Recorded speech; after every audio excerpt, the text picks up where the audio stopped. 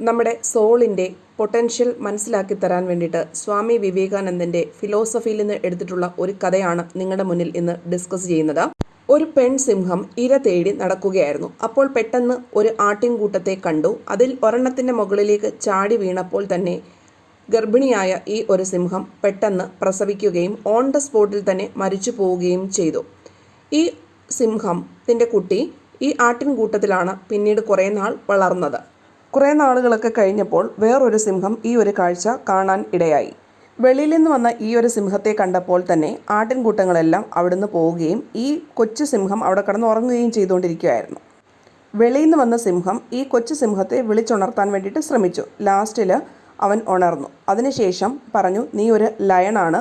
ഷീപ്പിൻ്റെ കൂടെ വളർന്ന ലയൺ ഒരിക്കലും അത് സമ്മതിച്ചിട്ടില്ല. ഞാനൊരു ഷീപ്പാണ് എന്നിട്ടുള്ള രീതിയിൽ ഷീപ്പിനെ പോലെ തന്നെ ഗ്രാസ് തിന്നുകയും അതിനെപ്പോലെ കരയുകയും ഒക്കെ ചെയ്തുകൊണ്ടിരുന്നു. വെളിയിൽ നിന്ന് വന്ന സിംഹം മറ്റേ സിംഹത്തിനെ വെള്ളത്തിൽ കൊണ്ടുപോയിട്ട് ഇതിൻ്റെ നിഴല് കാണിച്ചു കൊടുത്തു.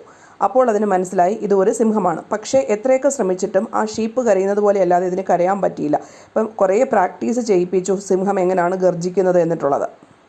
അതിനുശേഷം ഇത് നന്നായിട്ട് സിംഹത്തിനെ പോലെ തന്നെ ഗർജിക്കുകയൊക്കെ ചെയ്തു. ഇതിൻ്റെ ആന്തരികമായിട്ടുള്ള സ്വഭാവം ക്രമേണ മാറി. അപ്പോൾ ഇതിൽ നിന്ന് നമ്മൾ മനസ്സിലാക്കേണ്ടത് സാഹചര്യങ്ങളാണ് നമ്മളെ ഒരു ഷീപ്പായിട്ടും ലയണായിട്ടുമൊക്കെ വ്യത്യാസം വരുത്തുന്നത്. നമ്മുടെ ഉള്ളിലുള്ള ആ സോളിൻ്റെ കൃത്യമായിട്ടുള്ള പൊട്ടൻഷ്യൽ അറിയാത്തത് കൊണ്ടാണ് നമ്മൾ ഇന്ന് അനുഭവിക്കുന്ന ദുഃഖത്തിന് കാരണം എന്ന് പറയുന്നത്.